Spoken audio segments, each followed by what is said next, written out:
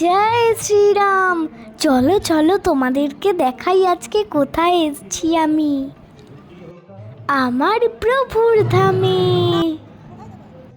মহাবীরের মন্দিরে এলেই মনটা যেন ভরে ওঠে।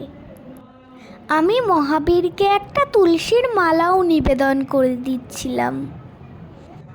এই মালাটা যেন আমরা তিনজন ওখানে হাতে বসে বানিয়েছি। এই দাদাটা যখন মহাবীরকে আমাদের মালাটা পরাচ্ছিল তখন কি ভীষণ ভালো লাগছিল। এইবারে চল্লিশাটা নিয়ে মন্দিরে বসেই আমি চল্লিশা পাঠ করে নিচ্ছিলাম। এই দেখো বন্ধুরা, তোমাদের একটা দারুণ জিনিস দেখাই। রামায়ণে শ্রীরামচন্দ্রের উদ্দেশ্যে ভাসানো পাথর ছিল এইটি। আমি কিন্তু খুব মজা করেছি সত্যি।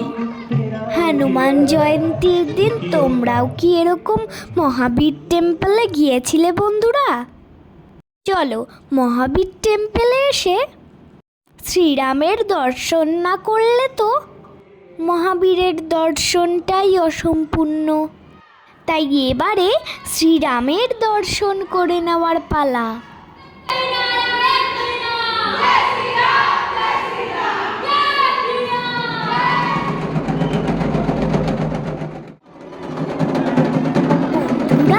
এবারে মহাবীর প্রাঙ্গণে পতাকার প্রদর্শনী দেখে মনটা জুড়িয়ে গেল, চোখটাও জুড়িয়ে গেল।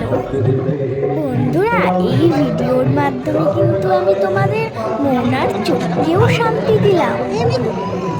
এবারে ভিডিওটা কেমন লাগলো সেটা আমাকে কমেন্ট সেকশনে জানিয়ে যেতে ভুলো না।